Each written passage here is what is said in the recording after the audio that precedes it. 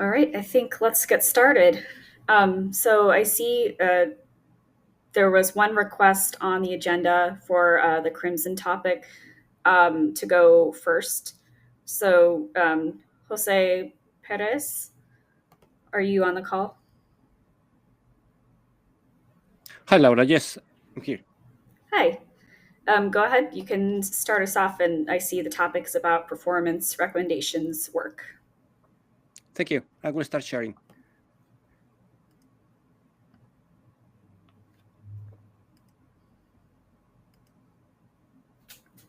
Hopefully, sorry. Hopefully, can you see the slide deck? Yes. Okay, I'm gonna press play. Right. So yes.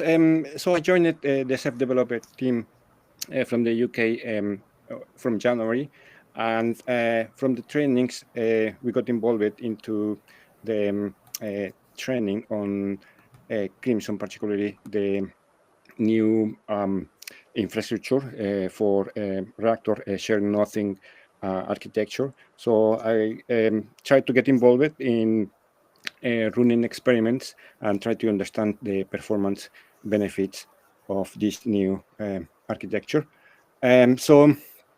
The background of this talk is a PR that Matan delivered, in which he introduced a new option to allow for basic cluster development. That is, they doesn't require the CPUs, the manual assignment of CPUs through threads. So we have um, two configuration modes. The basic one, in which there is no thread pinnings to the CPUs.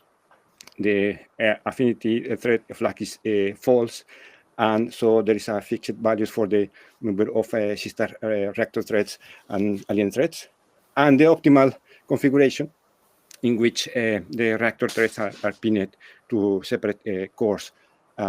This is the kind of manual, traditional way of setting up a cluster with Crimson using, for example, Vstart, as opposed to the basic configuration that can be used by an orchestrator or Ceph ADM. So the purpose of this tracker is to precisely aim to investigate the performance differences between the basic and manual configurations and document the recommendations as a result of that. So the plan essentially is the selecting representative configurations, starting from a single OSD, a single reactor, and increase it into, say, a number of OSDs, like, for example, 4. That obviously is restricted by the number of media or SSDs that we have in the system. And as a subsequent step is to discover an appropriate sister alien store CPU core ratio that will provide it as a recommendation. And this obviously can only apply to the manual configuration because the basic wouldn't be involved into that. And then some other items that by the time that we defined it, the plan were out of the scope, but we probably will spend some time to investigating as a follow-up and measure the response curves for the workloads, particularly grouped by the number of CPU core allocation on the OSD processes, but also we are looking at the FIO at the client as well. And as a consequence, to provide the recommended deployment values that should be used using the available resources. So all this involves only a single kind exerciser, the FIO, and on RBD images. In particular, we started with a minimal configuration involving a single RBD image, a single OSD process, a single reactor from Crimson, and no limits originally on the alien threads. And we compare and contrast the results obtained with a single FIO instance as opposed to several FIO instances, each exercising its own image. We examine the impact of the varying the IO depth or Q depth for a fixed number of jobs, which is a parameter for the FIO exerciser. And from them, we produce response curves for the for typical workloads in which the block size is fixed. For random read and write is fixed to 4K, and for sequential workloads is fixed to 64K. And as a result, provide the findings and next steps. The kit is quite modest to begin with, so it's not probably a representative system. To be fair, probably will be only used for the first set of testing which involve a single OSD, and limited in terms of the number of sockets allocated to the client, because by default, FIO will try to run on every available socket. But as I will show in a few minutes, we can segregate in 8 cores, well, in this case, in a single socket for the client without any performance impact negatively. And all runs were run using the booster as backend. So I'm gonna skip through the results. I'm not gonna look through all of them because that will get very boring. Only just the kind of headlines. This is a comparison in which the basic configuration versus the manual, but this is involving 3 OSDs. It's a bit of a jump. I should provide the first with the single OSD. Apologies for that. But in any case, in both cases, we can see that there is no a negative performance impact for this new basic configuration. So that is good. I'm only showing the throughput. I'm not showing the latencies. But in the tracker, we have the full details, and as well for the this other scenario in which we have a single OSD, a single reactor. And in this case, we provide evidence that the number of cores allocated to the client, to the FIO, will have some benefits or impacts. So we are comparing the number of cores allocated to the client. And for random workloads, we noticed that 8 cores is providing us the best throughput in both read and write. And for sequential workloads, what is surprising is that we could exercise with a single FIO client, and that will allow us to, say, have a bit more OSDs on the same box. It will be needed. Obviously, on a real-world scenario, normally the client is running somewhere else in a separate host.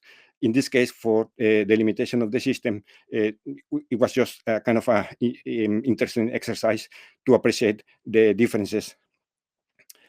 In this slide, I'm ranging the number of cores allocated to the alien threads. In this case, it only applies for the manual configuration, not for the basic configuration. And we can see the performance differences between in throughput for the random workloads as well.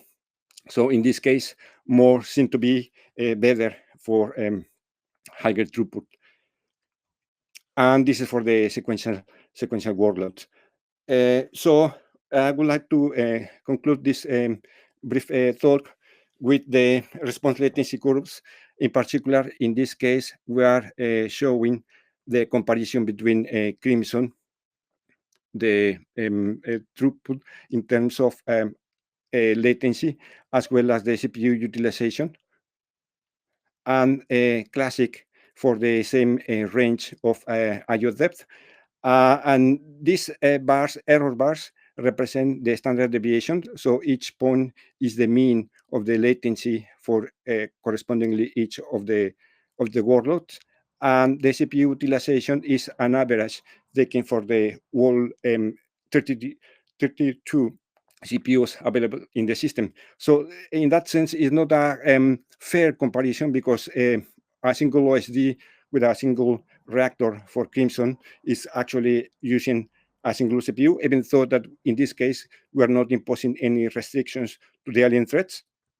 And in order to do this comparison side by side, I needed to, since the classic OSD uses every available CPU, then in order to make it fit in the same chart, that's why I put them together using the whole range with that provision that I mentioned for Crimson. So we can see that the classic is excellently using more CPU than the corresponding case for Crimson. The progress outcomes, the tracker is still in progress. Just had access this morning for a machine that will allow me to exercise further configurations. So that will allow us to have a complete picture that we require. And we will be able to have a number of these values for each workload. So we will be able to ensure repeatability of the results. For every execution, I'm getting the measurements from top as well as for perf in order to have frame graphs associated with the data. And also as an outcomes, a couple of PRs in which I'm extending the Python code in CBT to support this methodology of running tests, as well as the whole kit that was written before I was aware of CBT, that produces that drives the FIO and produces the response curves. And I've been updating this results in the weekly performance Crimson call. That's all I have. I'm really happy to answer any questions.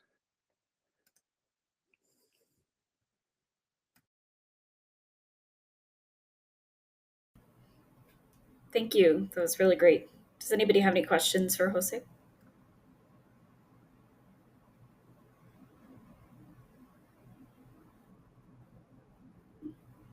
Perhaps. Okay, thank you. Thank you. If you would be able to share your slides with me after the call, I'll upload them to the agenda so people can look back on them. Sure, will do. Thank you, Laura. Thank you. All right, I'll go back to the top of the agenda, but if anybody has a request to go, sooner rather than later, just give me a shout out. So the first topic, the top of the agenda, is case insensitive directory trees.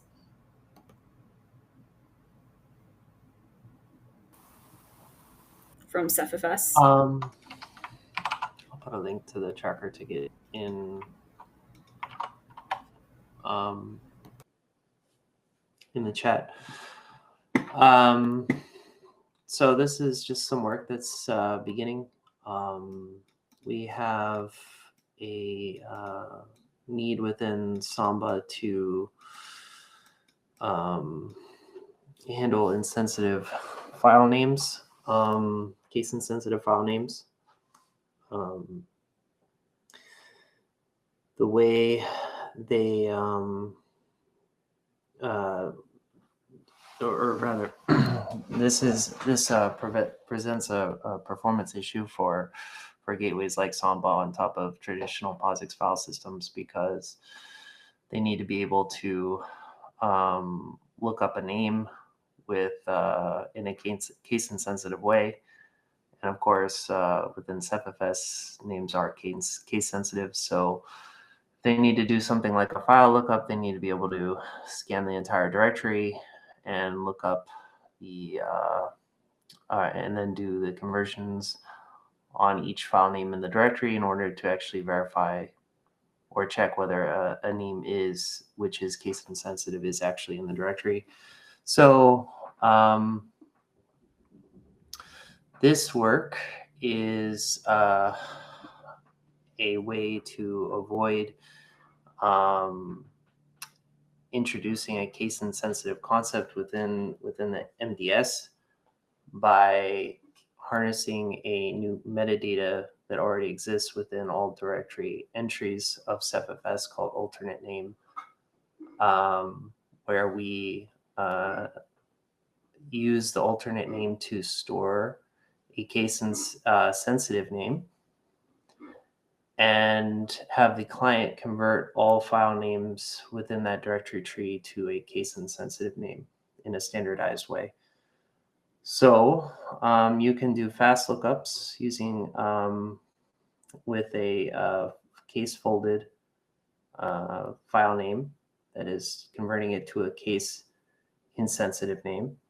And then with the alternate name for presentation to the application, you can convert it back into the original name provided by the application, that is the case sensitive name, which would, for example, have like capital letters or whatnot. And in general, the MDS does not need to care about the actual case sensitivity of the names, because it always on its side has the case insensitive name. So this approach is how we're going to try to resolve the performance issues within Samba when it's acting as a gateway on top of CephFS. Why this is potentially interesting as a topic of discussion is that when you mark a directory tree as a case insensitive tree, it influences the behavior of other file system gateways that are also exporting that directory tree in CephFS, in particular, say NFS, or even just regular CephFS clients like the kernel driver or Cephfuse. They would all behave in a consistent way on that directory tree. And so when you're marking that directory tree as case insensitive, all of the applications in that tree behave the same way, which can be surprising, but it also can be nice, because if you have other access modes interacting with the tree that Samba is trying to export, they're not incidentally messing up how Samba would be handling the case insensitive directory tree. For example, if another client comes in and adds a file, Samba would otherwise need to rescan the directory in order to verify whether or not a case insensitive name is in that directory.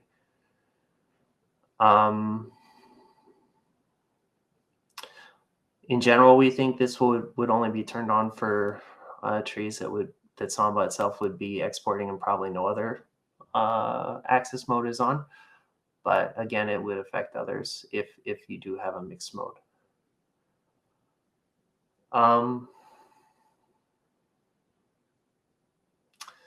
Yeah, so I was just kind of open the floor to discussion if anyone would like to ask questions or have comments.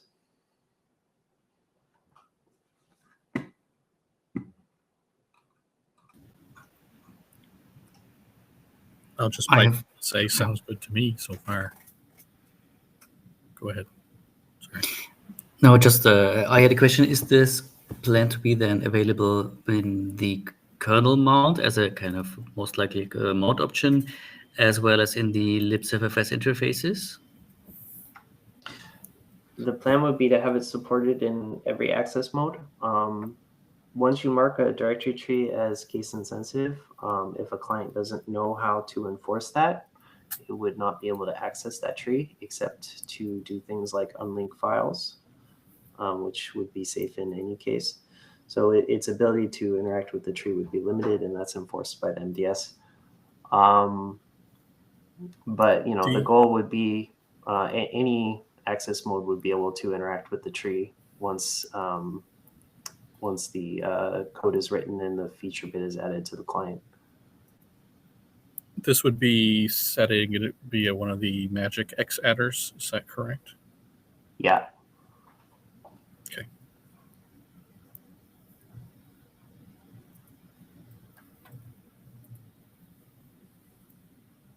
Okay, so there are no distinct other options or configuration decisions to be made other than dealing with the AX address? Yeah, once you set it on the directory tree, and it has to be empty initially when you set that X adder, otherwise you'll get an error. going forward, that's all that's needs to be done, is to actually set the X adder on a fresh directory tree. Okay, cool. And it would be hierarchical.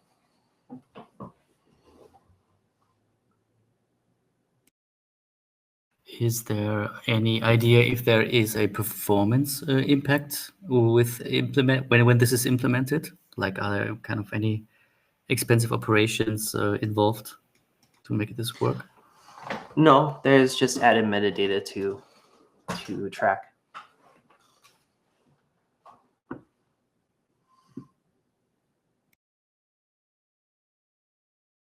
Okay, I guess sounds my great. only Thanks. other question, I think, is kind of riffing off. I think what Chavi was getting at in the tracker issue is there going to be only one case folding algorithm, or is this like, say we did find an issue in the future, could we have multiple case folding algorithms or upgrade them? Yeah, I think there would be another X adder, the X adder, to indicate what, and this is talked about in the right in the ticket. There's a case folder VX adder, which you can set to indicate what algorithm you want to use. But once you set it, you can't change it. Okay. For that tree.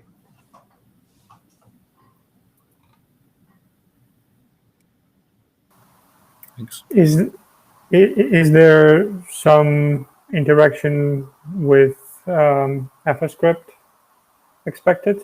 Because the alternate name, if I remember correctly, was added for FScript. Or are you talking about adding an additional alternate field and not reusing the one that's for that's used for FScript? Yeah, that's a good question. It's talked about in the ticket. We're using the same alternate name as FScript, but what we're going to do is we're going to layer them. So the case folding algorithm is applied on the name first, and then the FScript encrypts it, and then the reverse when you need to decrypt it.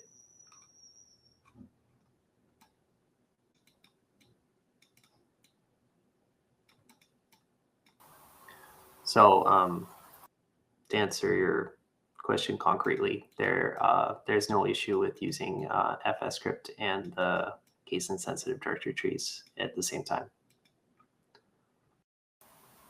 Okay, thanks.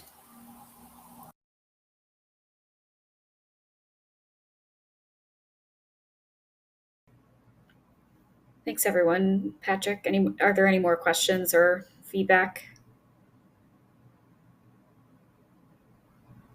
Just maybe one last thing. Are there any known limitations then with the sizing of the content that is put in the alternate name field? Because just in Windows, there could be insanely long file names. The limit for that we have is, I believe, 4K.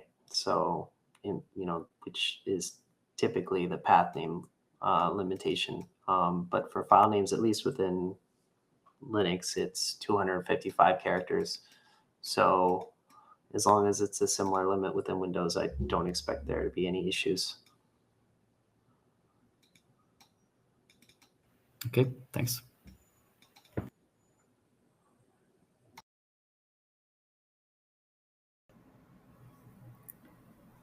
All right. Thanks, Patrick. Sounds like a really interesting feature, and it's good to talk about the performance impacts, and it seems like there aren't going to be, or there isn't anything notable there. We can always go back to this if there's more time, but I'll just go to the next topic just in the interest of time.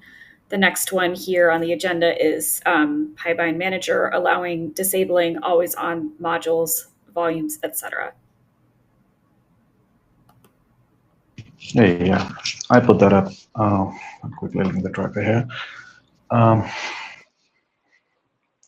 This came up as a requirement, basically just for manager volumes module as a workaround, and it's explained in the tracker.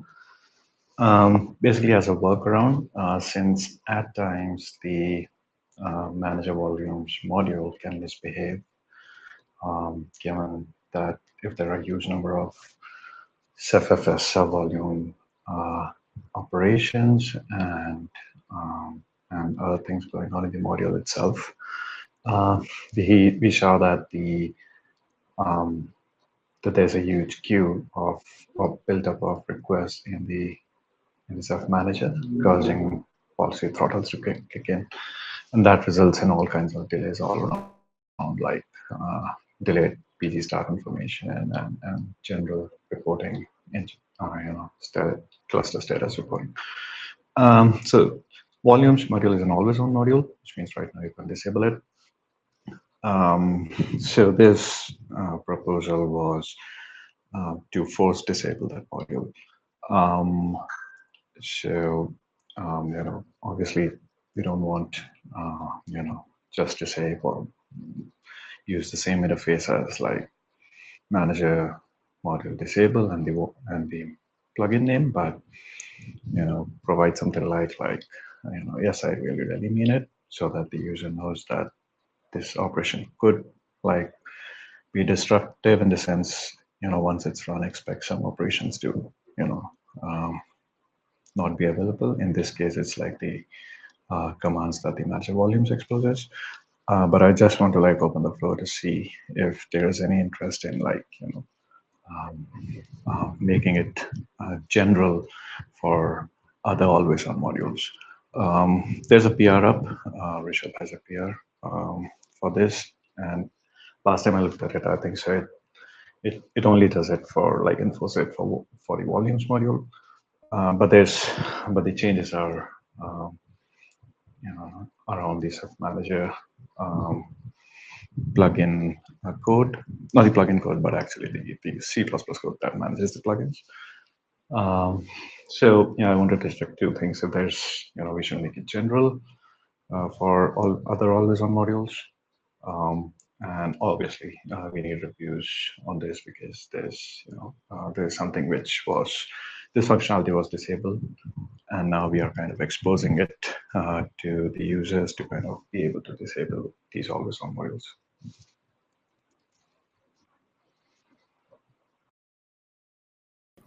I see. So the question is, or this tracker is for sure going forward with the making the option available for the volumes module, but your question is about the always-on modules in general, about offering that option for all of them. Yeah.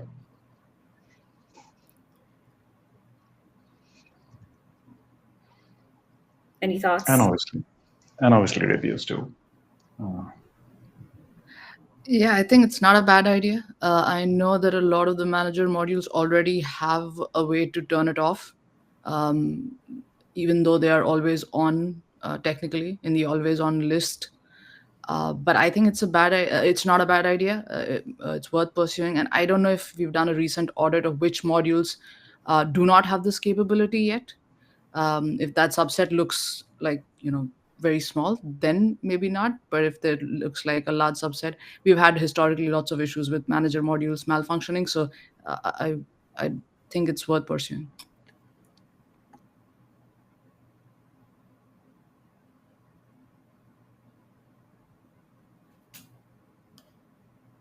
I agree, and I think that the approach for the volumes module sounds reasonable with the yes, I really mean it flag. And I think it would be since some of the manager modules are not as well used, but if they have a known maintainer, the known maintainer of that module should definitely be consulted about the impact of offering that kind of option. So I do think that it should be handled on somewhat of a case-by-case basis. But I agree that with Neha that it would be reasonable to add.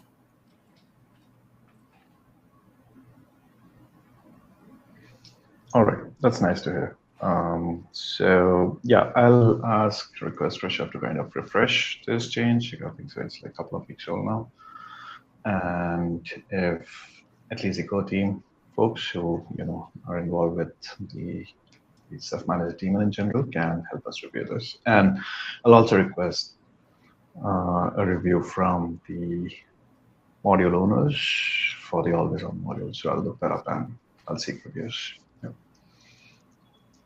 I mean, if the expectation here is that you're going to lose functionality that the cluster expects to have when you disable these, is like, how different can any given module be? I don't love trying to parse the specific modules out in the monitor code. Should we just make a it looks like this is riding on the disable, but can we just make a new force disable command that requires yes I really mean it and spits out warnings like you're going to lose command native Ceph commands by doing this, and just let it work on any of the always on modules and say really don't do this unless someone who knows what they're doing told you that it'll help you restore a failed cluster.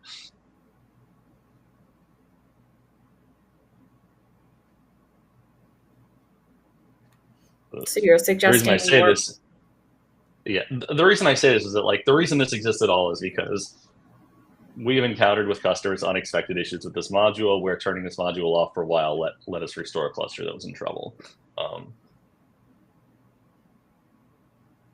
And hopefully that doesn't happen with any given module. But if we do it on a case-by-case basis, then if a module goes wrong, you can't turn it off except by I think maybe what you can do is go move the files out of the running manager if you have access to it.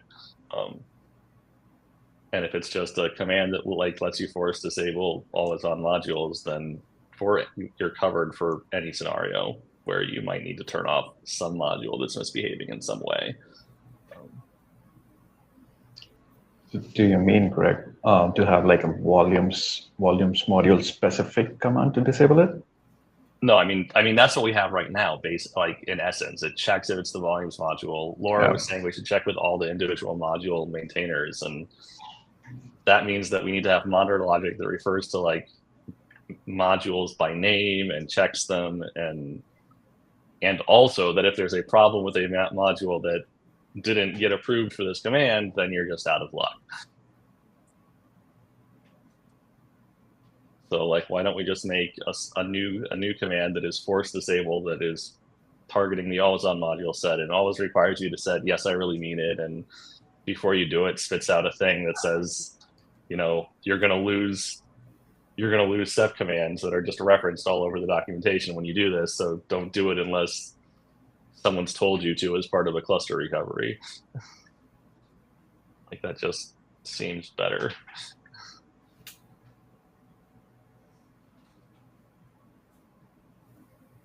Okay, I'll take that. That's a valid suggestion.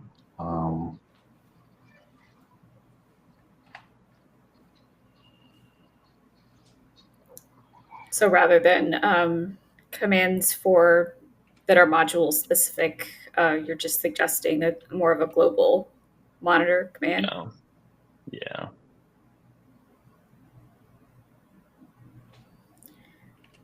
I think because otherwise we do this every time someone has a bad enough crash with any given module, then that module gets added to this list, and the next time around it's easier to deal with, but not the first time, which just doesn't seem like what we want. By consulting the owners of the modules, I was more thinking about thinking about all the impacts of if you were to turn off a module. I see how that could be that could save a cluster in a situation, but is there a situation where it could cause irreversible damage to a cluster? That's what I would be curious to know. I mean, if turning off a module can cause irreversible damage to a cluster, we have a problem because they get turned off when the manager fails. Okay. They're gone. Yeah, and like Greg mentioned, it's already possible to effectively disable any module by simply removing the .py file for it.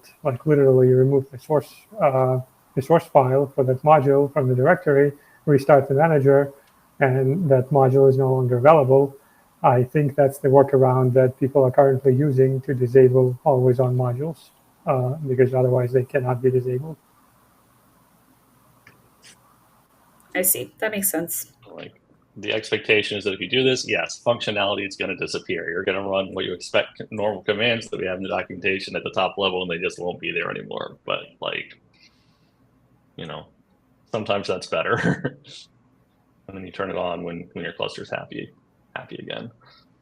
So. Okay, sounds like there's general consensus that going for the global command approach makes sense. So, yep, I think that sounds like a plan. Any more comments or suggestions around this topic?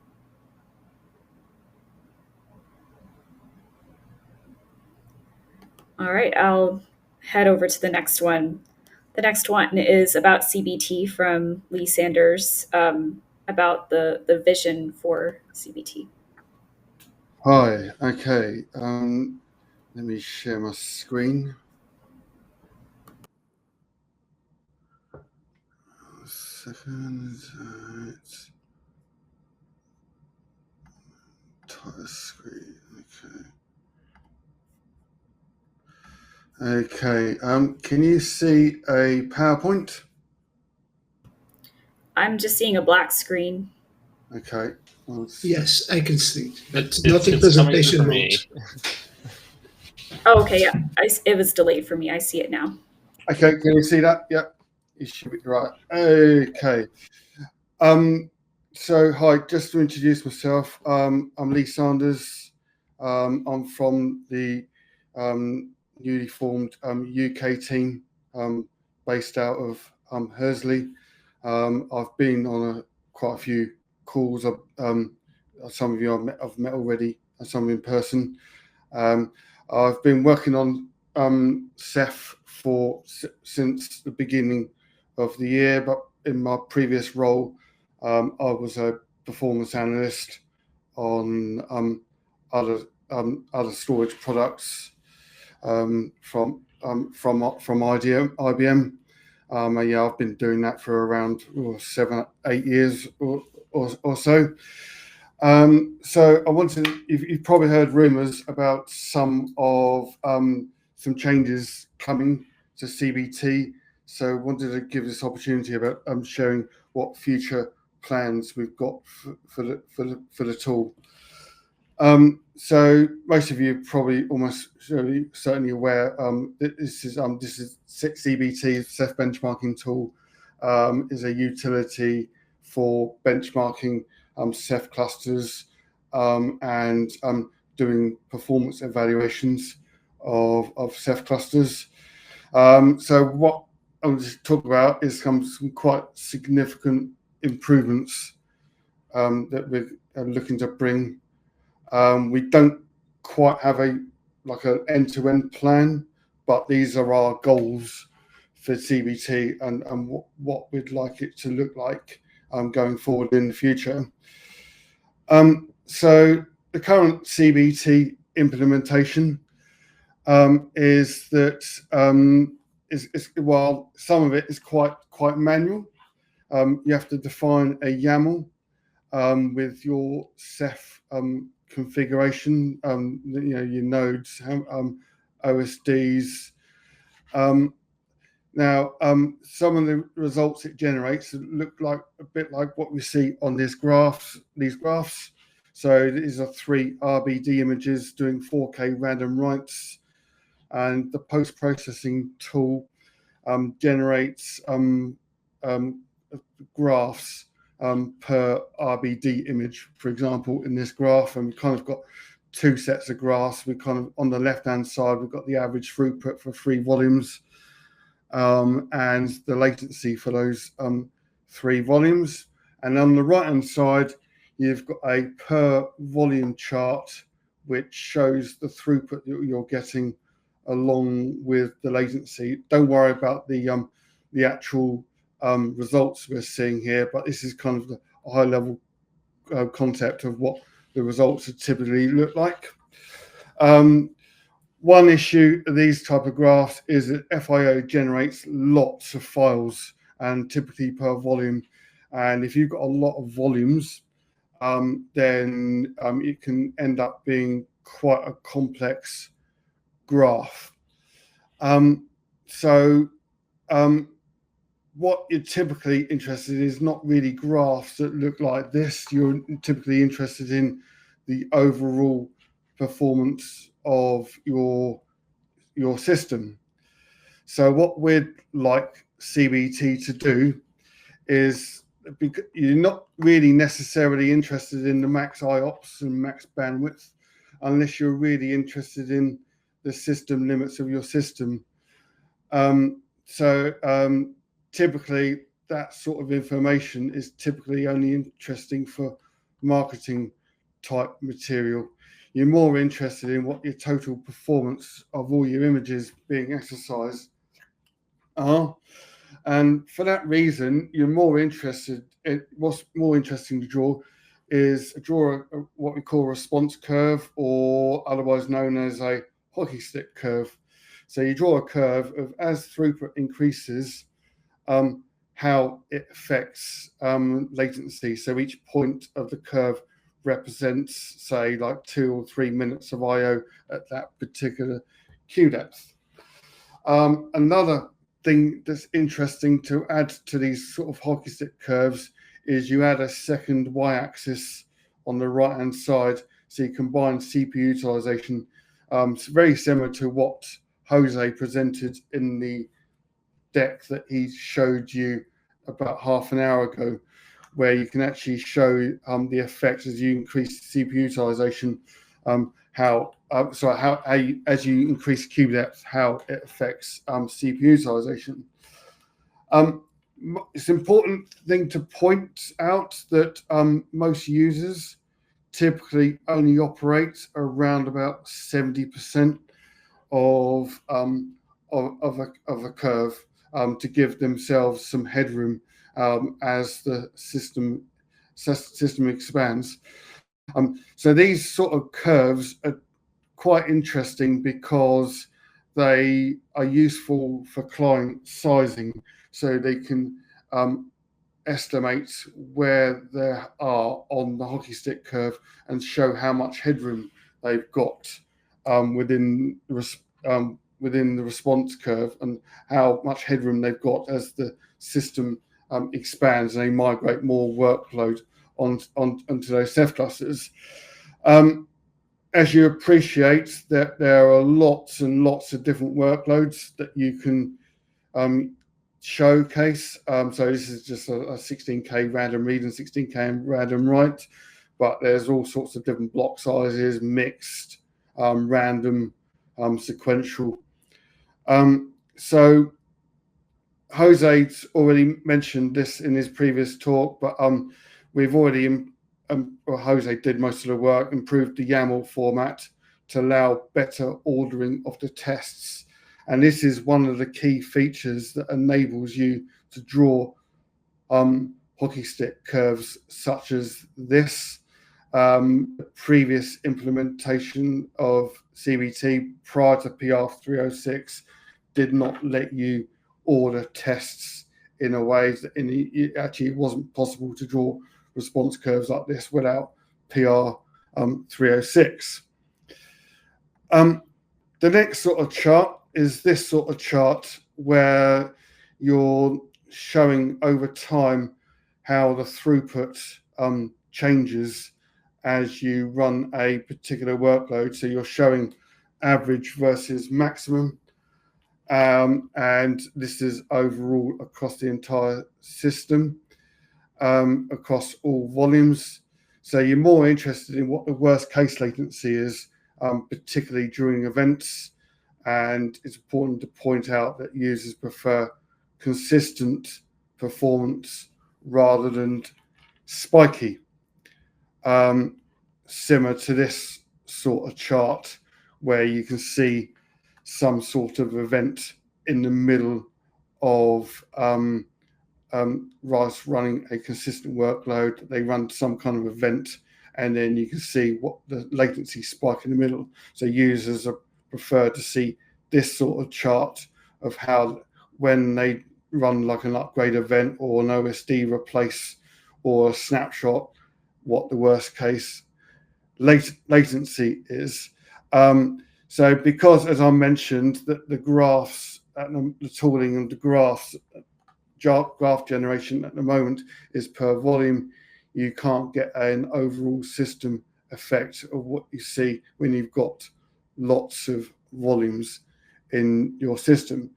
So a lot of the work improvement for CBT is really some improvements to the YAML, a bit of automation, and more importantly, a post-processing of data exercise. So a summary of the current issues with CBT is that it doesn't sum up all the volumes and images in a single line. It only shows you per volume IOPS and bandwidth and latency on a per volume basis. It's also quite tricky to compare release on release or one version of code to another. There is an initiative called PerfCI, which I'm sure you're aware of, that Nitsan has been developing. But one issue with PerfCI is that because it can run, because it's tautology based, and tautology essentially picks any system out at random, there's no guarantee for like results. And one of the key points about performance evaluation is getting deterministic results that are comparable. So the results, one of the other issues is results are just benchmark numbers, and there's not really enough focus on latency and consistency of results. So we'd like some kind of standardized way of performance evaluating across the community. There's too many variables that can affect results, making comparisons between other systems quite difficult.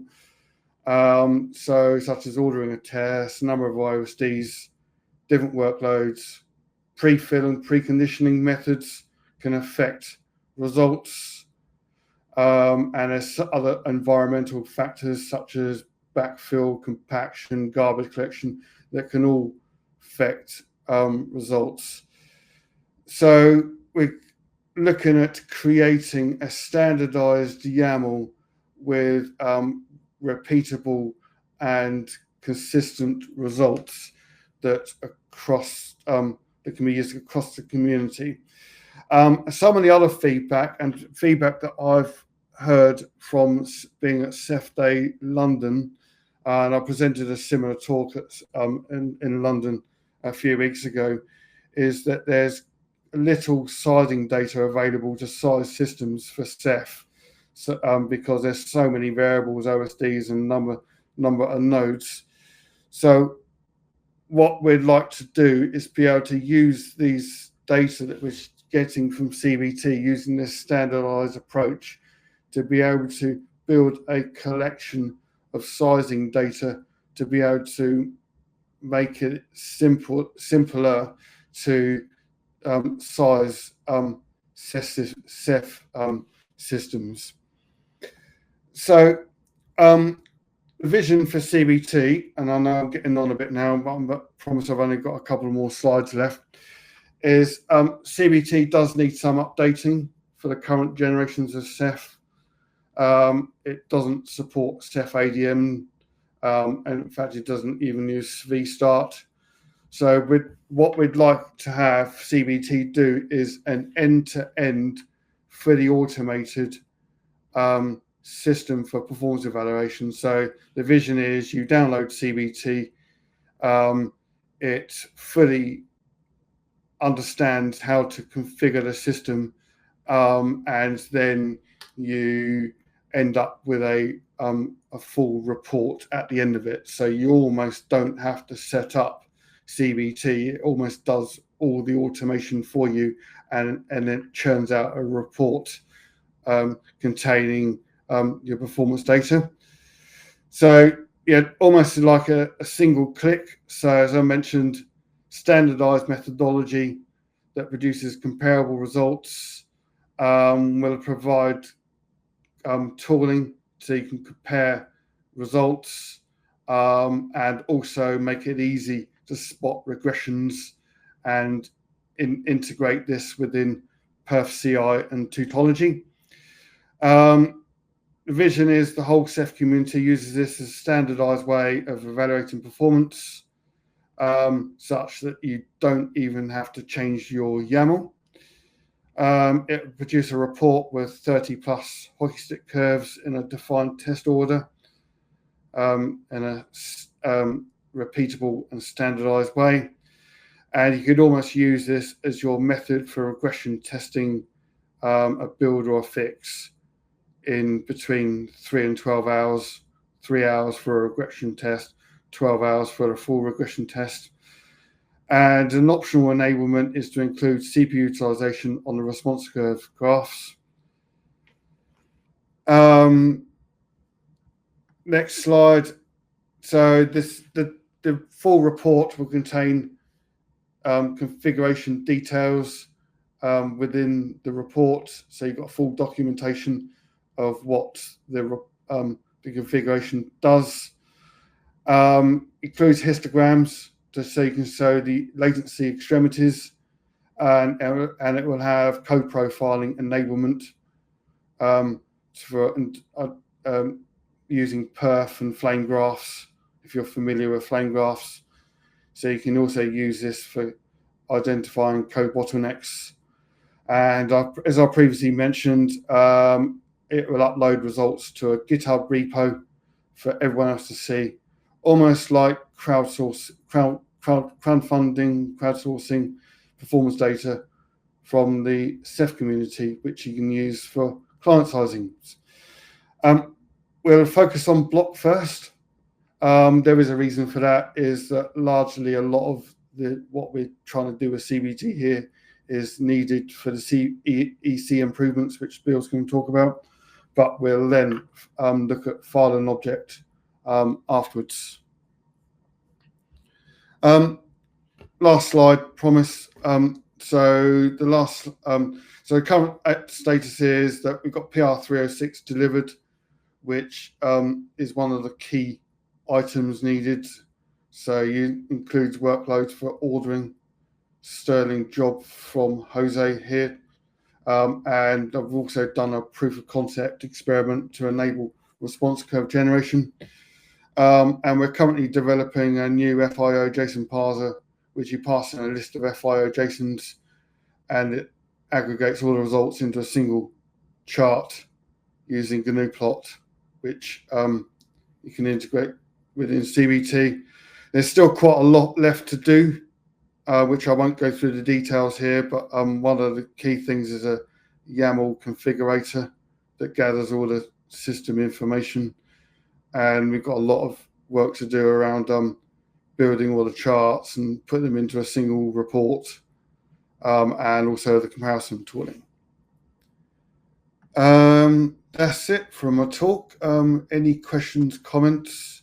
If you think of any ideas, I'm open to questions, emails, and anything else you'd like to see. That's it from me. Thank you for listening. Thank you, Lee. That was really a great presentation and really exciting work. There's one comment from Frederick in the chat. Would GitHub reports show hardware involved in the testing?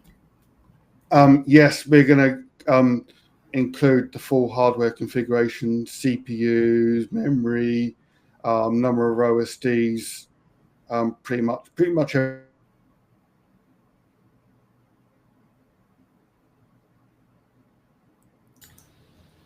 You were cut for me, please. Yeah, you just cut out the last bit, Lee. If you could just repeat what you said. Sorry, my apologies. I realised I just set myself to mute. Yeah, we're going to get a full system information, everything: CPU, memory, OSDs, even down to drive type, which can also affect performance. So pretty much everything. This is from past experience from my previous projects at IBM that everything on the system can affect performance. Yeah, we should probably gather that, Dan, the drive firmware. As I say, we don't really have an end date for these improvements yet. It's kind of an ongoing thing, but this is kind of I know it's quite an ambitious goal, but we do need, we are working on this as a priority.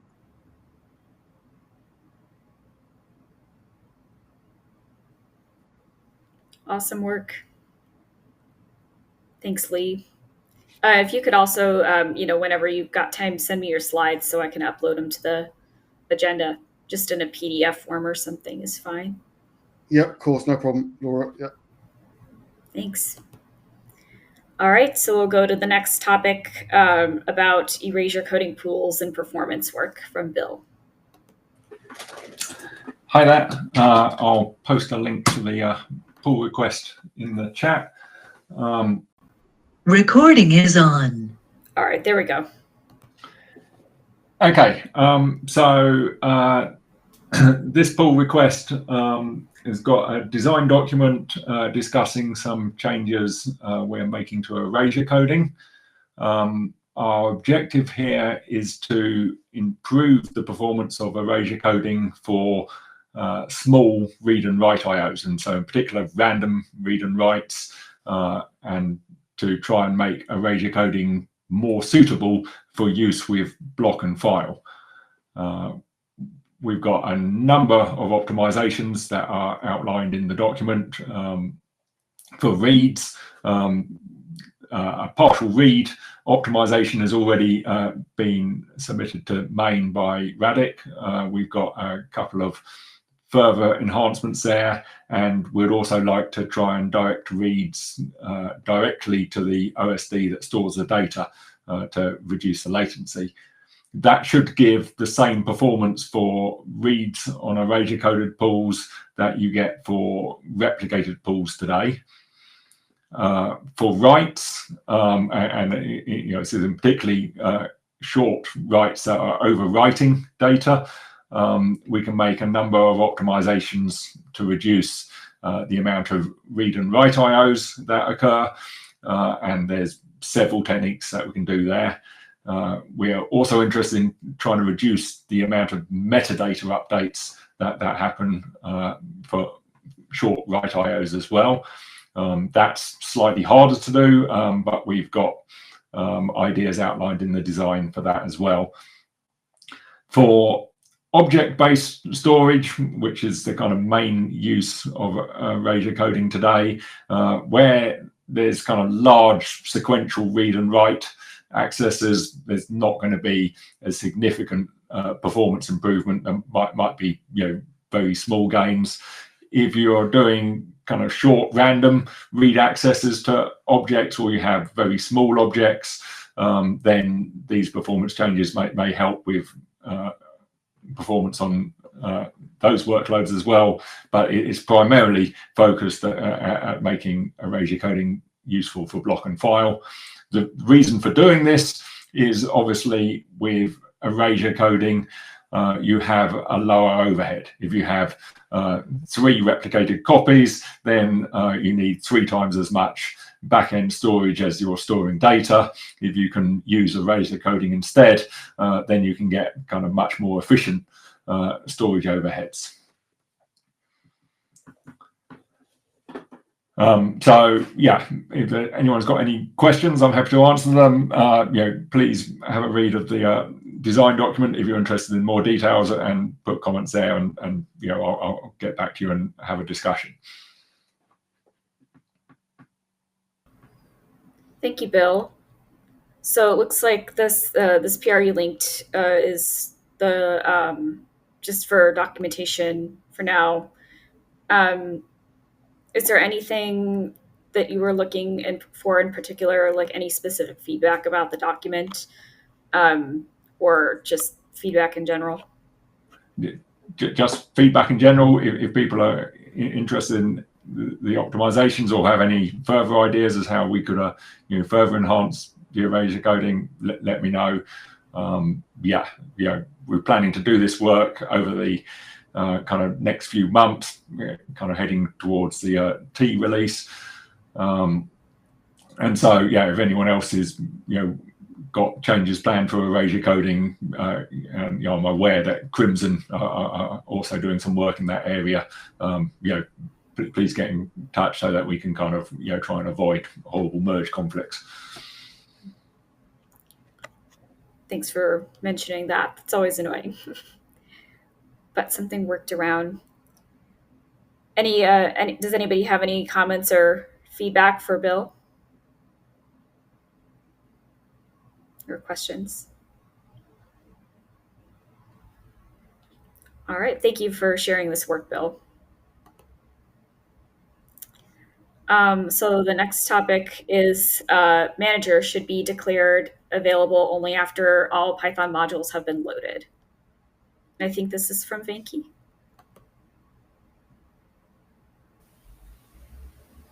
Venki doesn't seem to be around. I'll take that one. Thanks.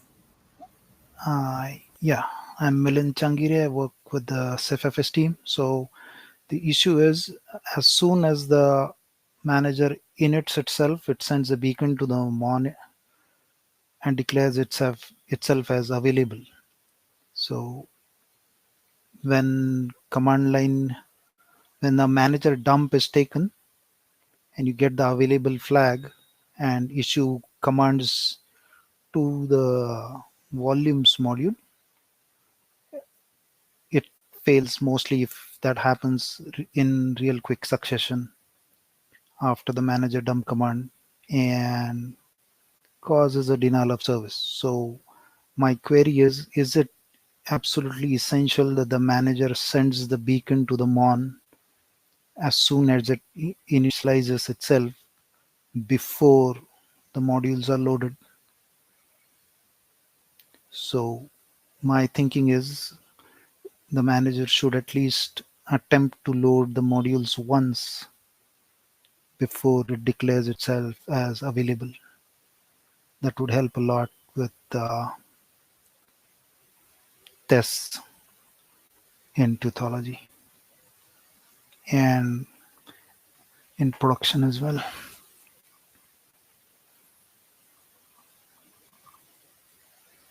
That's a general question. This is the tracker where it's been tracked, and there is a PR mentioned at the tracker which has a similar discussion.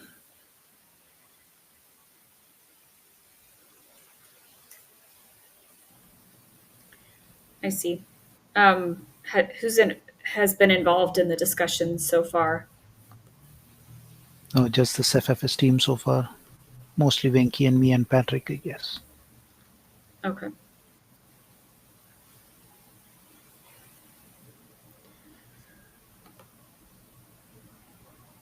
All right. So the question is it necessary for us to send the beacon before trying to load the modules? That's right. Melinda, have you been able to look at those discussions linked by earlier? We discussed this topic in earlier CDMs as well in December of last year. Have you gone through that PR and those discussions? So the issue is that after a commit, I think back in a couple of years ago, that changes semantics of what it means for a module to be available. Instead of loading those Python modules synchronously and making the modules available, setting the available flag, it started loading the modules asynchronously and then set the available flag, which happened in this particular commit a while ago. So we'd want to change that behavior. And the to-dos of the discussion in December 2023, that's also been summarized in one of the comments in that I can link to that, and in the Etherpad, CDM Etherpad, or that. So you could refer to that. So we'll want to figure out how we. I mean, if you can take that PR forward, that'll be great.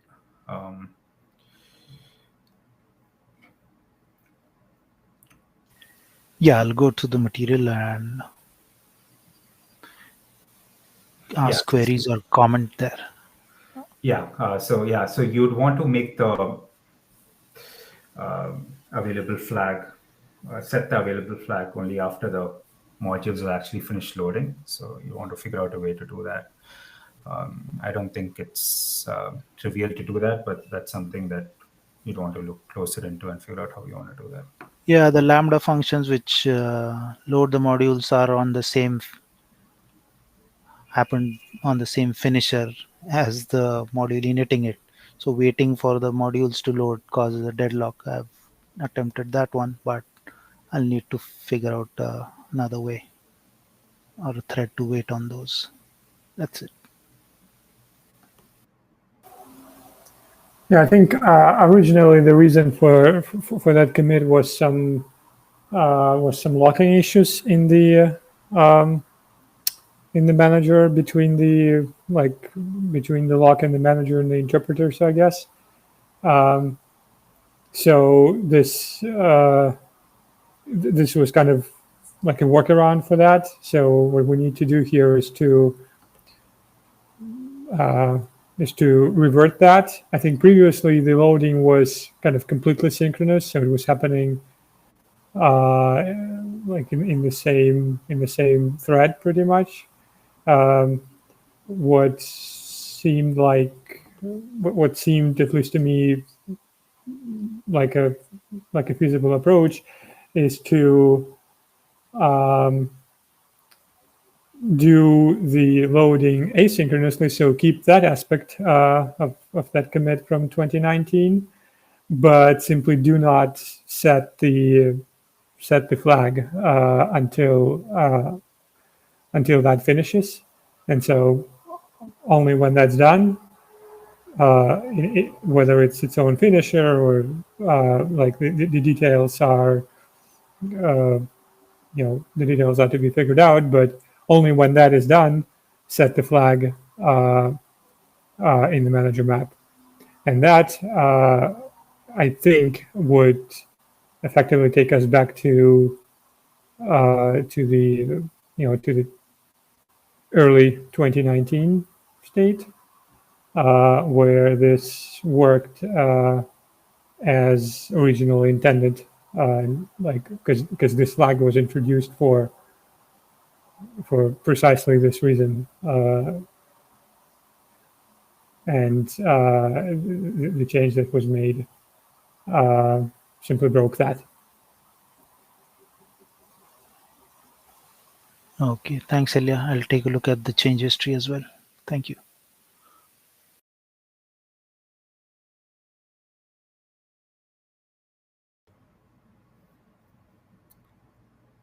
Good to see some real-time feedback happening here. Is there anything else that anybody wants to add?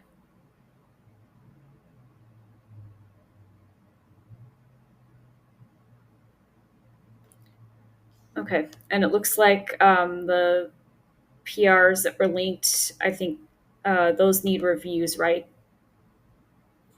Or there was a... It's the same PR, just I think we linked a couple of, like, I think we linked the same comment twice, and then a slightly, one of the neighboring comments. But this PR actually needs work, so it's not reviews. I think Ramana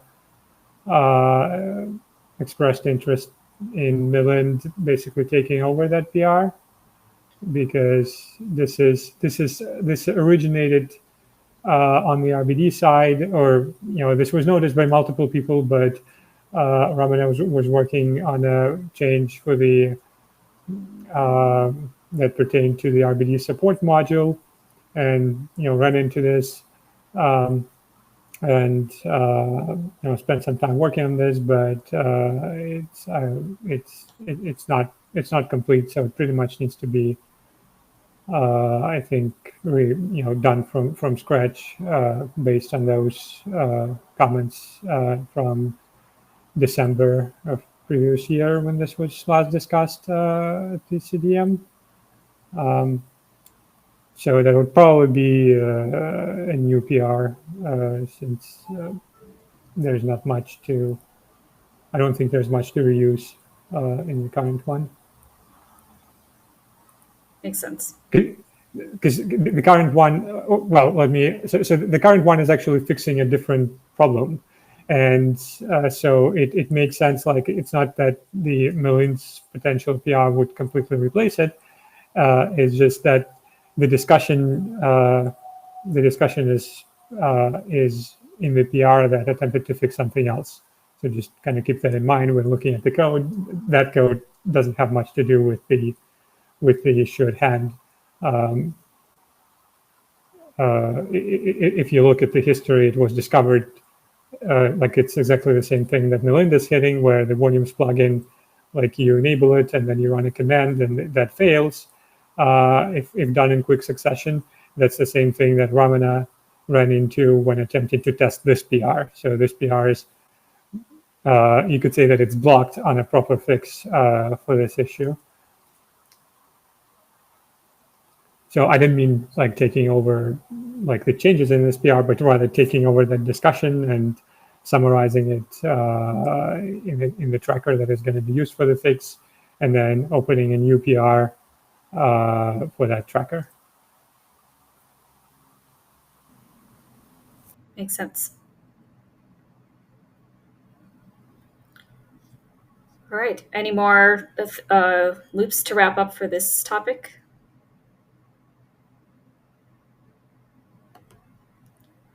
All right. If not, we'll move to the last topic, which is about distro evaluation. So for this topic, I could see this becoming quite a big discussion. So let's keep it to the scope of the CDM call and just talk about initial ideas and the motivation behind why this was brought up. Is Mark on the call? Mark Nelson?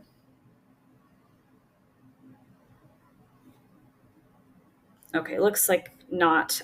He was going to lead this, but does somebody else want to take the lead? Hey, Laura, I've got some slides if you would, if nobody else wanted to say anything first. Oh, sure. Go ahead. Go for it. Okay, great. Bear with me as I... Well, let's set the stage a little about why we're actually talking about this. So CentOS 8 stream disappeared. I'm not actually involved in the building. Is Patrick still here? Because he actually went through a lot of this pain, whereas I just heard about it. But okay. Anyway, CentOS stream is gone, or CentOS 8 stream is gone. Like they have some portion of the distros available at archival URLs, but apparently it's just really hard to get it anymore. And the messaging around the distribution is that it's a development release for RHEL, and it kind of seems like they don't really want you to build stable projects on top of it anymore. So when it disappeared, we discovered that we no longer can use CentOS 8 stream to like do builds or do releases. And so we put out, Reef Point releases, and we were unable to release them for CentOS 8 stream or with CentOS 8 stream images. So we had to upgrade, which is kind of weird in a stable release. And people who had deployed it on top of CentOS 8 stream no longer can. And they're like, wait, why don't we have the new releases? And we're like, well, we can't get the release to do new builds on. And beyond that, we had, a bunch of tests that relied on being on a particular distribution or on CentOS 8 stream, and those no longer function. And so we spent, a lot of people spent a bunch of time updating all of our testing infrastructure in lots of different pieces to, at the moment, CentOS 9 stream, but that's also shutting down in 2 or 3 years. And so just every 3 years, CentOS Stream is going to make their whole stream go away. And, we generally support releases long enough that that's really awkward for us in terms of how long we expect point releases to be going out for a thing. Because those end of life dates just don't match up at all. And it was really unpleasant and incredibly hostile for, the developers who are just trying to build new Ceph features to deal with this.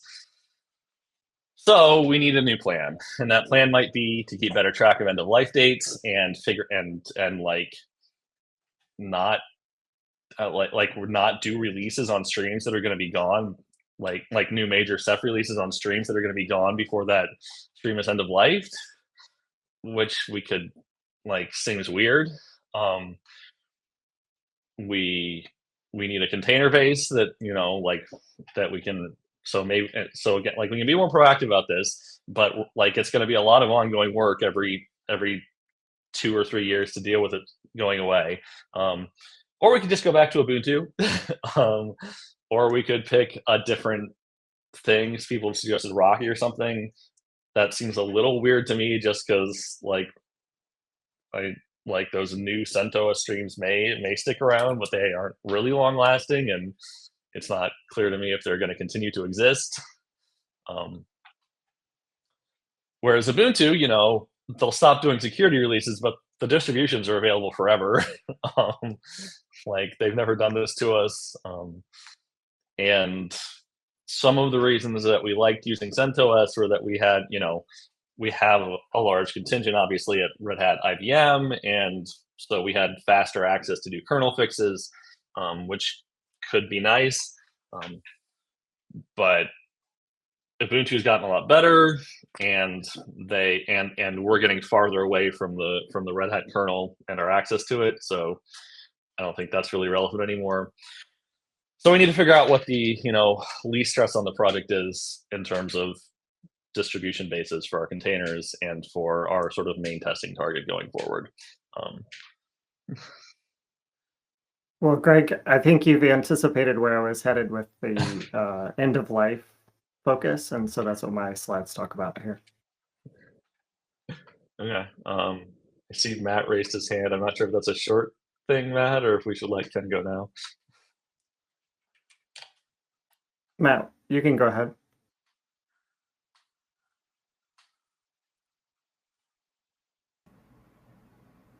Matt, if you're speaking, we can't hear you.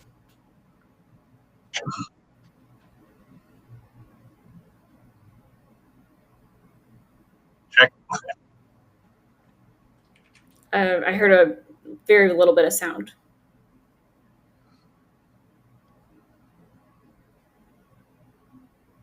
Sorry, that's frustrating. Is that slightly better? Just sort of yelling? Yeah, I can hear you now. I think you raise some good points there, Greg. I think if we're going to think about using an alternate distribution, definitely. I'm not sure where my ideas are any different. Except I'm more. I've never used them. I'm sort of interested in whether Rocky or Alma would be closer to the type of distribution, type of packaging we've used to date. Maybe we should take polls.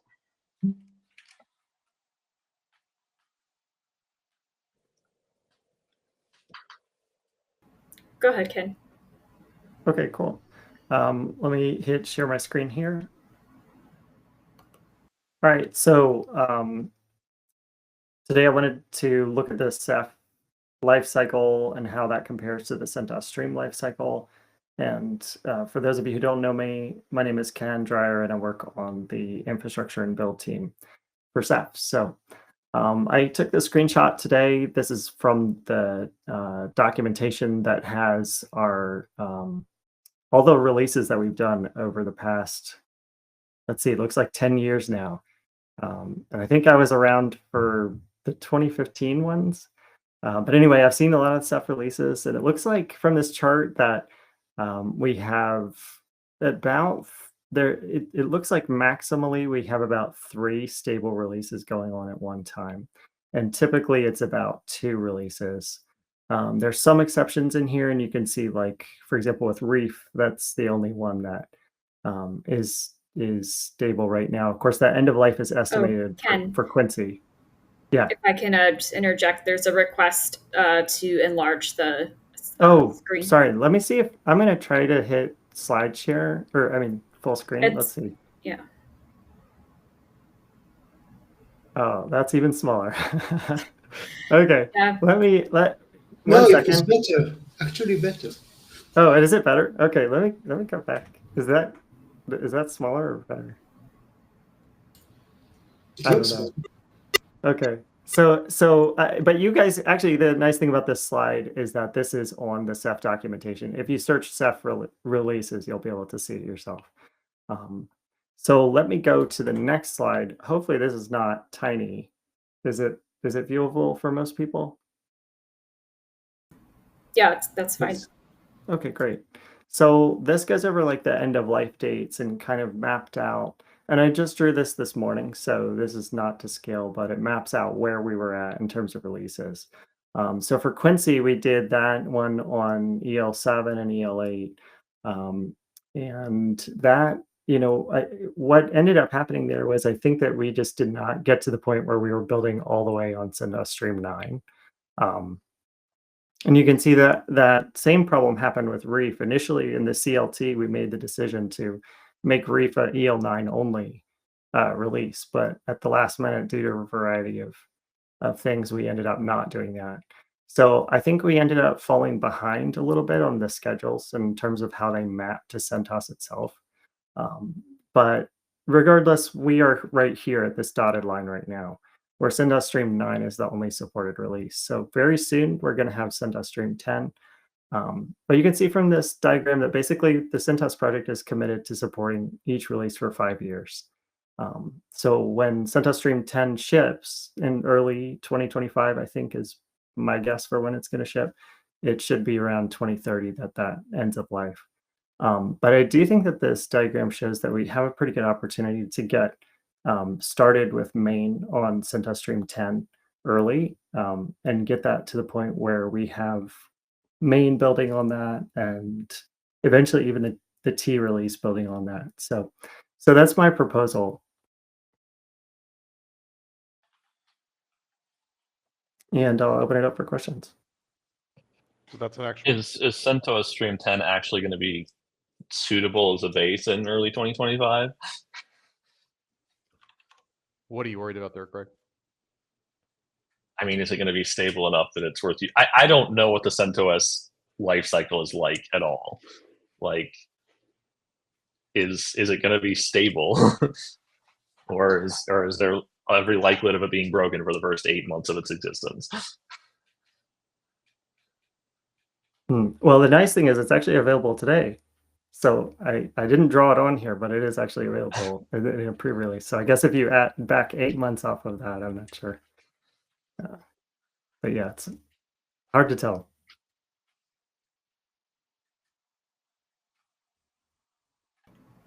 Casey has a hand up.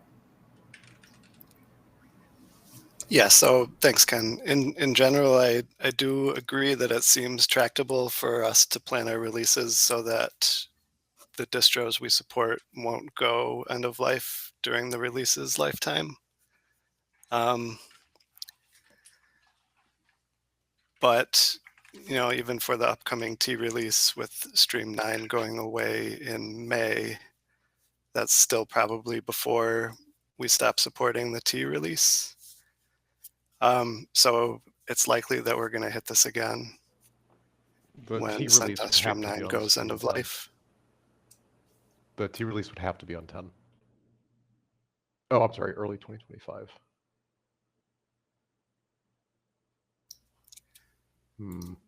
Well, right. I guess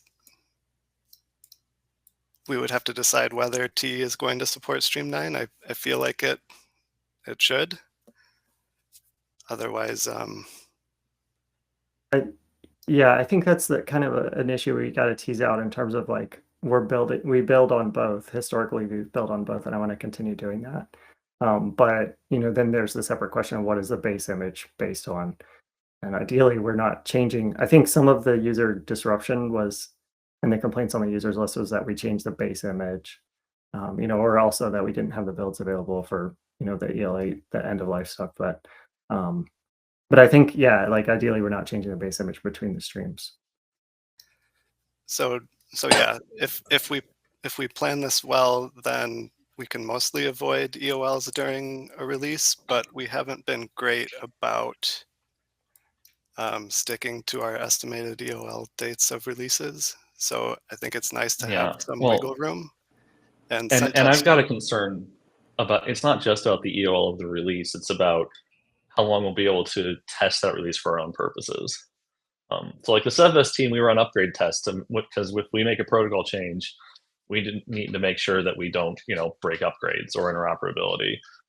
And we're still supporting, and we do we support 2 version upgrades. Like that's just our policy. And so we need to be able to install a Pacific release and then upgrade it to Quincy or to Reef. And we can no longer do that because Pacific doesn't build on Stream 9 and we can't install Stream 8. And the Pacific release, the first Pacific release was in March of 2021, which is before the Stream 9 was out. And if we need to be able, and that means we can't backward any protocol changes to a Reef release. And I just don't know if there's any meaningful way of resolving that. The release goes so far away that you weren't allowed to install it anymore. I think containers are probably the answer to that. So you'd build a container based on the archive-only version of CentOS Stream? Well, we're talking about, for example, upgrading from a Pacific release to something else. And we have... Yeah, I mean, it's a thing that already exists, so if we keep it, it's fine. Greg, I'd like to hear Casey. Yeah, sorry if you didn't catch all of that, but yes, we have Pacific containers for our stable release, and we can install that to start an upgrade and then upgrade the containers to something new. And hopefully the Pacific container isn't,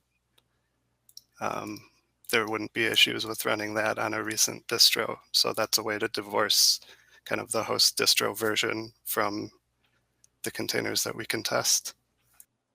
So that part's true, but it's still definitely the case that we might have to build a new Pacific container. So if it's gotten far enough that the CentOS stream is now only available as archive repos, we may be able to do that, but it's pretty clear the CentOS team doesn't want us to. I think that's not been my impression, Sam. Sorry to interrupt you. I think that they would. My impression was that there's 2 reasons. Like one, obviously they want to kind of stir the pot, but also like there's a mirroring issue too, and they don't want to push that out to all their mirrors. Okay. They said in the comments that Pacific is end of life as well, just to remind. So that's true from a user point of view, but we do actually need to test old versions sometimes. So I would say that our use of a release, let's say, goes back 1 year past the EOL, maybe 1.5 years. Greg, does that seem fair to you? Probably. I mean, we're still supporting. Let's see. If we're doing upgrade testing for a release for 2 releases in the past, then it's actually going to go 2 years. But I mean, like that's not new builds of the old. Well, it might be new builds, but only if the old ones go away. Like we don't need to put new patches on top of them. We just need to be able to install them in our testing infrastructure. So I guess the question is like, if we have those specific containers and we can agree within our own infrastructure to maintain the availability of those for 2 years, does that solve that problem or not? I mean, from my point of view, provided we have the ability, if we need to mint a new one of those containers if we have to. So it seems like containers plus making sure we have them available, plus this 5-year commitment is probably enough if we're very, very fast about switching to the new stream the instant it's available. That's my understanding. I did want to dig into that a little bit. Like, in what circumstance would we be minting new out of support containers?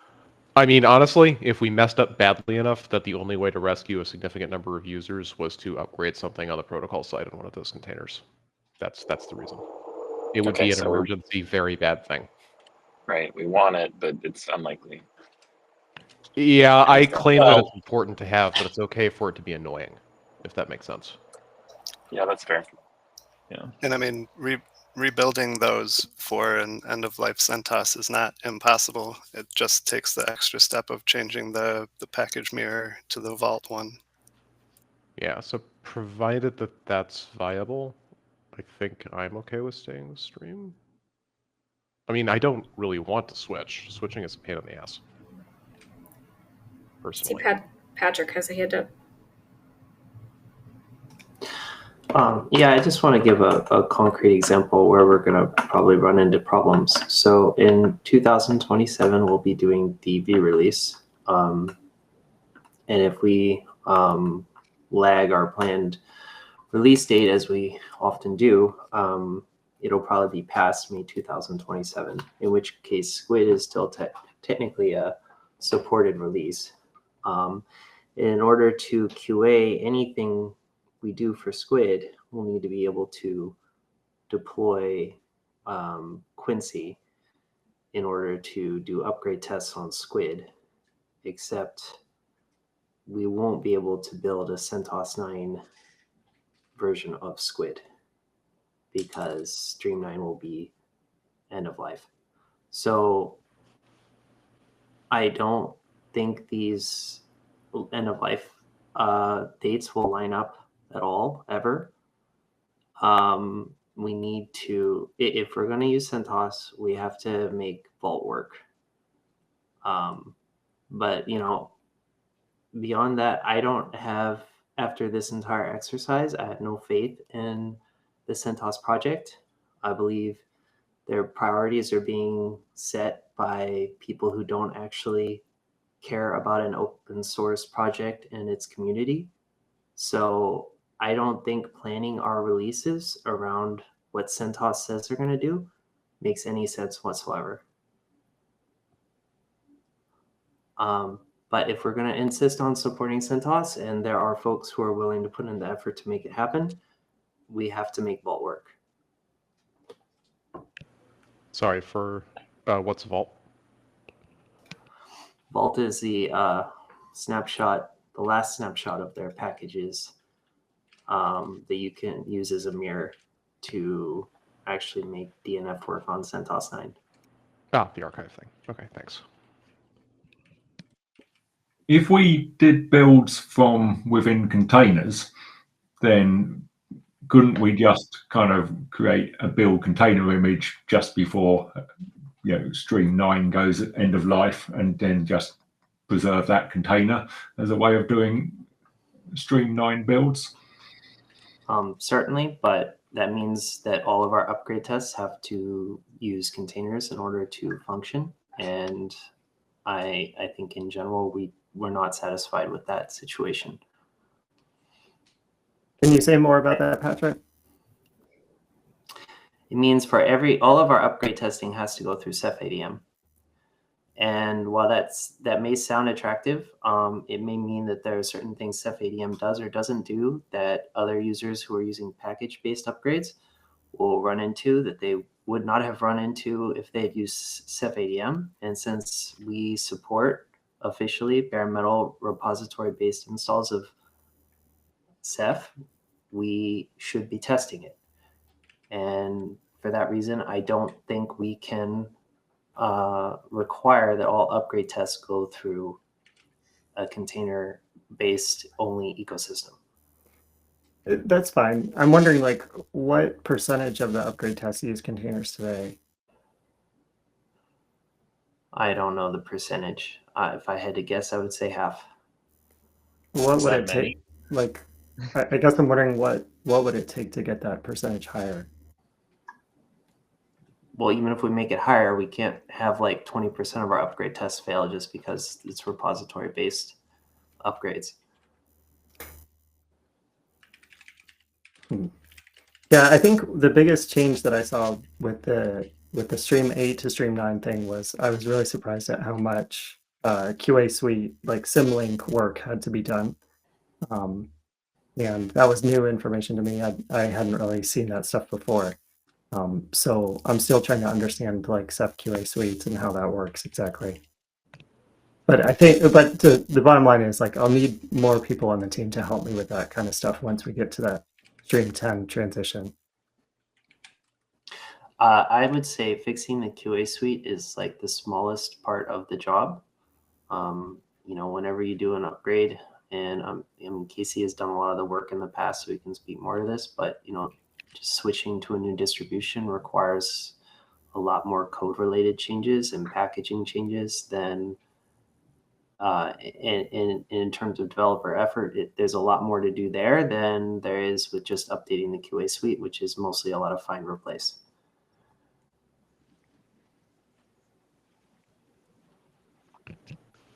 So in your example, the problem would be getting Quincy to build on Stream 9 or 10, right?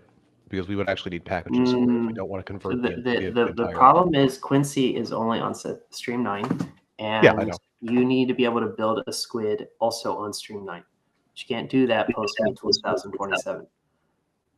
But if you build in a container, like Bill suggested, taking a snapshot of Stream 9 and build Quincy inside the container of Stream 9. Yeah, it's not making the builder read. It's making a package that can actually be in. So if Duthology doesn't use containers, the packages is a different issue, yeah. But the build itself, we can build in it. Yeah, that's not. But I'm saying the point is to produce packages. Just doing the build is irrelevant. So if the upward suites don't all use containers, so and in fact most of them don't. Now that I'm remembering this, so what we need is a common distribution that the two things being upgraded both have packages for, and that's what this would break. Is that a fair assessment, Patrick? Like, yeah, there would be no common distribution that both Quincy and Squid share. Right. So yes, you could solve that with containers if you're willing to redo the suite so that it only tests containers. That may or may not be desirable. That is a separate conversation. But either way, it's a lot of work. It's also not just a problem for the testing of upgrades, it's also a problem for users. Generally, we try to maintain support for at least one of the same distros for RPM or Debian types across releases so that people don't have to upgrade the distro at the same time they're upgrading Ceph. Yeah, that's right, Josh. Yeah, but the distro is end of life. Right, but users need to literally like change the distro and the Ceph version in a way that works. Like they don't want to have to remove machines from the cluster and then re-add them after everything's re-imaged. Oh yeah. Yes, Adorit, it's end of life. You need compatible upgrade streams. But an Ubuntu LTS would have literally double the lifetime, right? Well, that's the same. It's 5 years. 5 years for Ubuntu and 5 years for CentOS. No, it's 5 years for Ubuntu and then another 5 years for extended security releases. At least that's what I see on their website. And they don't like move them away when they're end of life. They just stop getting updates. Like you don't go into expanded security lifetime till. Oh wait, hang on. Yeah, you don't go into legacy support until year 11.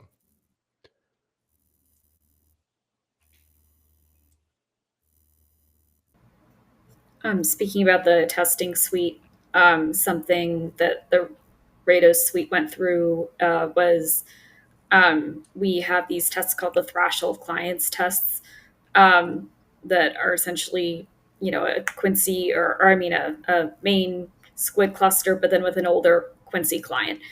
And those are container based. But we've had to, or they were container based, but we've had to, they need to share a distribution between, they support N-3 releases. So from main, that would go all the way down to Quincy. And those releases have need to share a distribution between all of them in order to make the tests work. And we've recently had to drop one of the older releases, like Pacific, in those tests because they used to share. We used to have Pacific, and then Quincy and Reef all share focal packages, but then we dropped. Or no, I'm sorry.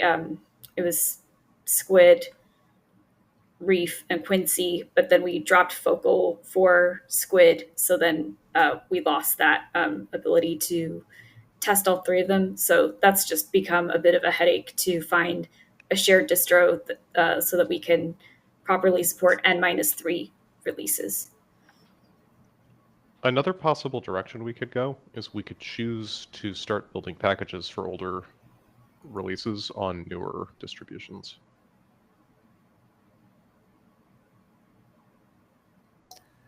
Yeah, I recently enabled Ubuntu Jammy packages for Quincy specifically so that we had an upgrade path. So even if we did switch to Ubuntu, we don't necessarily want to support, you know, a 7-year-old LTS release, even for upgrades. That would be a huge pain.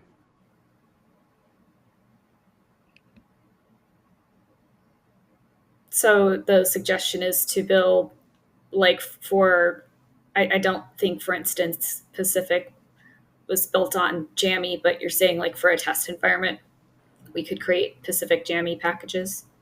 I'm saying for as long as we actually need access to one of these releases, we would have to commit at least internally to adding build and packaging support for whatever the current release is, for whatever the current targeted distribution is. That's what I meant to say.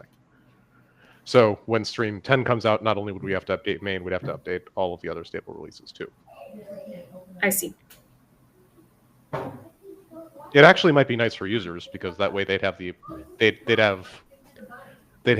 for a particular release more than one distribution of support, so they could upgrade the distribution independently of the Ceph version.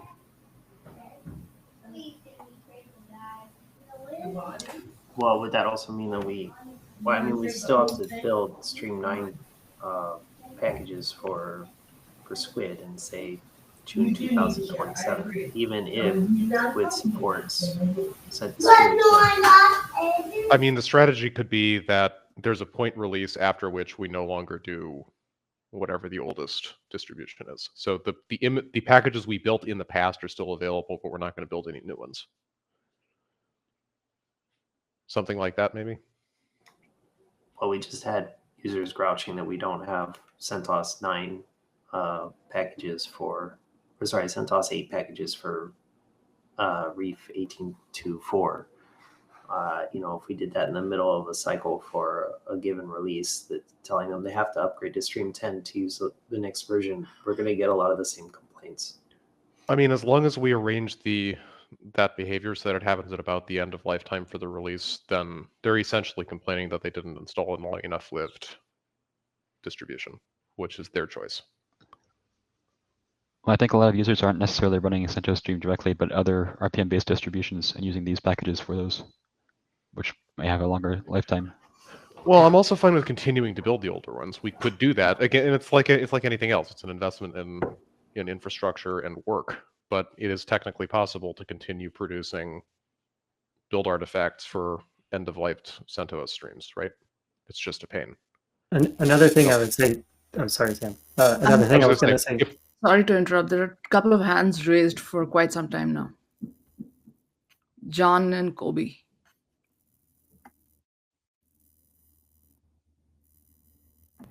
John, you want to go? Sure.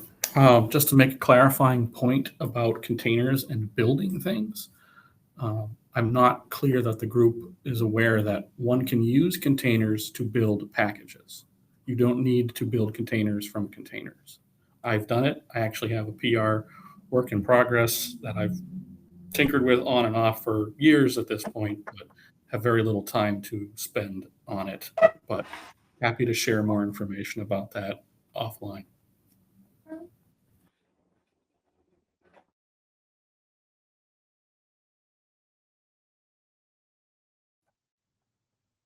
That's it. Okay, so if I can be next, can you hear me? You're a little faint. Yes. Sorry, sir. I just wanted to make one point about this RIF 18.4.2.4. Till from someone that is giving, product to the customers, etc. I'm using the Ceph. So the problem is that if in the middle you stop to create these RPMs and we cannot use them, I'm getting stuck with supplying customers security fixes, etc. on this release. And the only thing that I can tell them is that, okay, you'll have to have a full product upgrade later on to the later version, which I don't have really right now. And it's, I guess it will not affect only me as supplying a solution to customers, etc., but to many others. So stop building the artifacts in the middle is something that is problematic. While saying that, I know that it's possible to create it on a container and to base it on EL9, yes, and maybe it's a mistake that we didn't adjust fast enough to this situation, but even so, when you're using, for example, Ceph use on the host and not from inside containers, that will be also a problem anyway, even if I will shift and change all the commands that I use as a client from the host to use it from a client inside a container, which is also a bummer because you have some kind of round trip for each command to get into the container and run it, etc.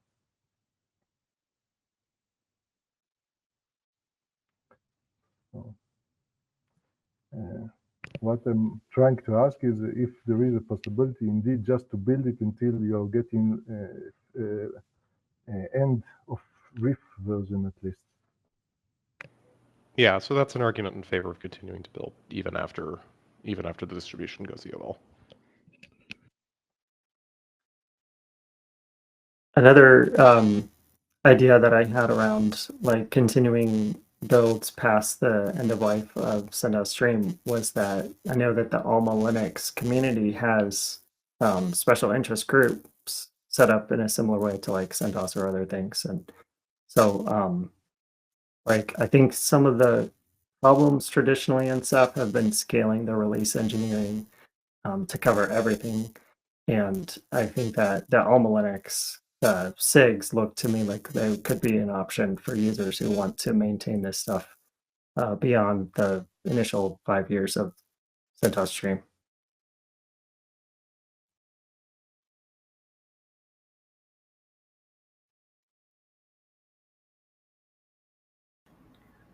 So it sounds like the most important consideration is that we're not stopping releasing packages of a certain type in the middle of a release. That does that sound like the correct takeaway there?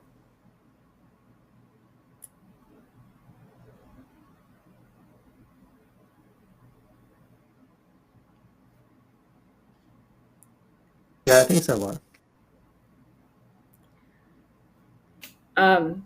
Okay, so I think we should kind of summarize what we've talked about, and we don't need to reach. I think this is. I'll let you go in a second, Casey. I think this is such a big topic that I don't think that we should rush to make any hard and fast decisions today. At least that's my opinion. But we should kind of summarize what we've talked about and kind of come up with where we want to go next. Casey, go ahead. Yeah, I just basically wanted to reiterate that the CentOS 8 EOL caught us by surprise and we weren't ready for it. And it required an action to restore builds. And in hindsight, I think that we made the wrong decision to drop it instead of working around it. So in the future, I think that's what we should prefer. But I also think that there are alternatives to CentOS Stream that don't behave that way, and so that would be less maintenance effort on our part if something like Rocky or Alma was a suitable alternative in all the other respects.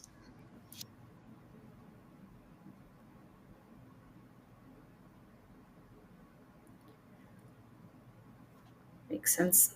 So here's a question. So for those who were opposed to keeping CentOS Stream around, I'm thinking, I know Patrick was opposed to that. I know others too. Has anything that has been said today changed your opinion on that, or do you still have those same concerns?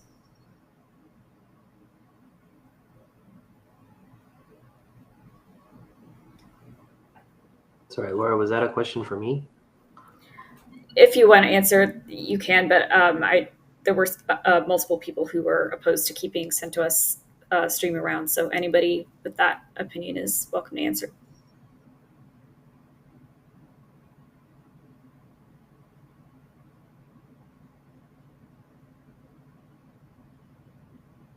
I'm not hearing any very strong opinions about switching from CentOS Stream. I think that there are some options for us to keep it around. Is that kind of what it seems like? There are potential ways for us to keep building packages, even by using a container. And it seems like the end of life is longer than we thought, by at least 5 years. Does anybody else want to add to the takeaways of this? I'm just trying to. There was a lot said, so I just want to make sure that we're understanding what this takeaway is, and we're setting ourselves up for where we want to go next. Go ahead, Patrick. Yeah, so my takeaway is, after this long discussion, is we do still need to be able to do builds of packages for bare metal installs of end-of-life streams if we keep it around. And so the only way that's feasible is if we can demonstratively do that with CentOS 8 by updating the mirrors appropriately and actually do builds today of Quincy and Reeve on CentOS 8, even though it's end of life. And if we can't pull off that feat, then I think we need to drop stream CentOS entirely. And once bitten, twice shy. I'm not willing to go through this again, personally. And I think adding on to that, we do apparently need more help getting some of these distributions, CentOS in particular, more streamlined in how we do packaging. I'm excited to hear about some of the work John's doing with container-based builds. Just things are very difficult right now and messy. Zach's also doing some great work. I hope we can just get some of our bright minds together and get our build process in a better state, especially when looking at doing builds of historical releases, because the status quo kind of really stinks.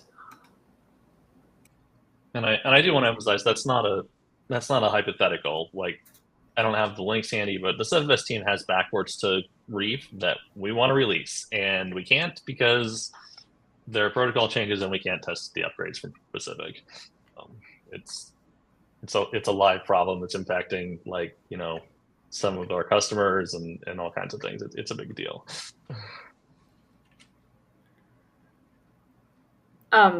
Yeah. So, and yeah, to reiterate about when we were considering reintroducing Stream 8 into the picture, there were some discussions with people like Dan Mick who were involved in a lot of the transitioning to CentOS 9 and the infrastructure.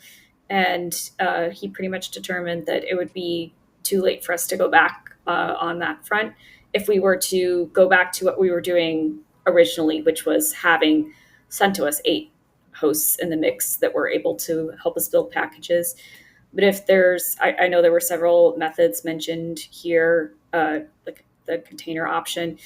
I think if there's a way to achieve, CentOS 8 stream packages in an alternative way. I think that would be a lower hanging fruit for us to look at first, like Patrick said, to kind of then decide if this is feasible for the project long term. Does that make sense?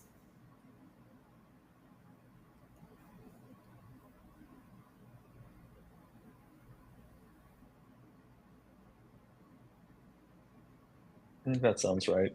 And I think we got a lot of feedback for the CLT to explore with different groups, which is what we were actually going for in this conversation. So thank you, everybody. Yep. And yeah, I think that we should involve Dan into this conversation as well. I don't think he's on the call, but he felt very strongly about not building on CentOS 8. So I think his opinion is really important here.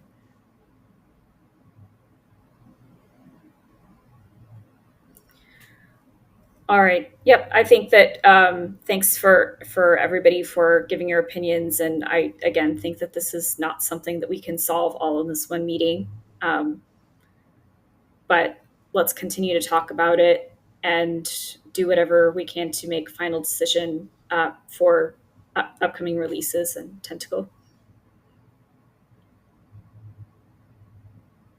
Any final thoughts or comments? I think, the one takeaway I'd have is that, whether we go with Ubuntu or CentOS or another release, there's a lot of work we've got to do to support the newer distributions. We're behind in CentOS, we're behind in Ubuntu. If we move to something else, that's extra work. And so, the one takeaway I'd have is we've got more work to do here. We need to be planning, to cope with the pain of supporting new distributions. Yeah, I think you're right, Bill. And my team is committed to doing the enablement for Stream 10, just like we did for Stream 9, in terms of getting all of the prerequisites into the distro and so on. So, agreed.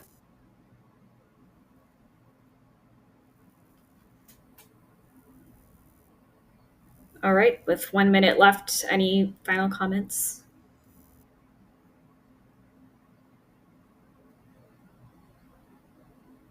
All right, thanks everybody for all the great talks today, and I'll see you guys next month.